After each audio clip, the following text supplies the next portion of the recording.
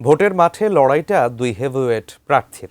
সেই লড়াইয়ে অন্য মাত্রা যোগ করেছে তাদের উত্তরসূরিরা। চাঁপাইনবাবগঞ্জ ৩ আসনে পিতার পক্ষে প্রধান দুই প্রতিদ্বন্দ্বী প্রার্থীর সন্তান নেমেছিলেন নির্বাচনী প্রচারে। পিতার পক্ষে দুই সন্তানের উজ্জ্বল উপস্থিতি জেলা জুড়ে ছিল আলোচনায়। বিস্তারিত জানিয়েছেন চাঁপাইনবাবগঞ্জ প্রতিনিধি মোহাম্মদ নাদিম হোসেন। ডেস্ক রিপোর্টে থাকছে বিস্তারিত। জাতীয় সংসদ নির্বাচন, বাবা প্রার্থী। পড়াশোনার সাময়িক বিরতি দিয়ে ফিরেছেন টরন্টোর ইয়র্ক ইউনিভার্সিটির শিক্ষার্থী রুবাইয়েত ইবনে হারুন রাফি। পুরোদমে কাজ করেছেন বাবার নির্বাচনী প্রচারে। তার বাবা বিএনপির হেভিওয়েট প্রার্থী হারুনুর রশিদ। লাগাতার জনসভায় রাফি ইসলামের ইতিহাস ঐতিহ্য তুলে ধরে অনুপ্রাণিত করেছেন ভোটারদের। ভোট চেয়েছেন বাবার ধানের শীষের প্রতীকে। বাগদাদের একজন খালিফা ছিল হারুন নামে, ওনার পুরো নামটা বলতে পারবেন?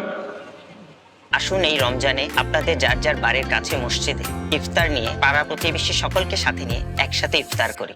হারুন আল রশিদ, আব্বা হারুনুর রশিদ, ওনার নাম ছিল হারুন আল রশিদ। ওরা কি দেশ ও জাতির জন্য কিছু করেছে? মাদ্রাসাটা বানাইছে আমার আব্বাই। মাইকে কথা বলছি, কারেন্ট না থাকলে কিন্তু কথা আপনারা শুনতে পারতেন না।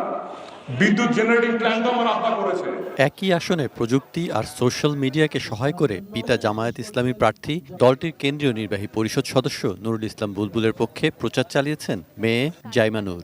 ৬ লাখ ফলোয়ারের এই কিশোরী ব্লগার বাবার নির্বাচনী ইশতেহার পৌঁছে দিয়েছেন ঘরে ঘরে। কৃষকেরা যেন তাদের প্রয়োজনীয় জিনিস যেমন সার, বীজ, কীটনাশক এবং অন্যান্য জিনিস যেন সহজ ও সুলভ মূল্যে হাতের কাছে পেয়ে যান, সেই ব্যবস্থাও আব্বু করবেন ইনশাআল্লাহ। বাবার আসন পুনরুদ্ধারের লড়াইয়ে এক সন্তান বাগ্মিতায় ভোটারদের মন জয় করেছেন, অন্যজন তখন ডিজিটাল স্ক্রিনে পিতার নতুন চাঁপাইনবাবগঞ্জের স্বপ্ন ছড়িয়ে দিয়েছেন। চাঁপাইনবাবগঞ্জ ৩ সদর আসনে দুই প্রধান প্রতিদ্বন্দ্বী প্রার্থী দুই সন্তানদের এমন নির্বাচনী অংশগ্রহণ যেমন দিয়েছে চমক, তেমনই কুড়িয়েছে সবার প্রশংসা। ধর্ম নিয়ে বিভ্রান্তির শিকার হবেন না। Saikat Dasgupta, desk report, ATN news.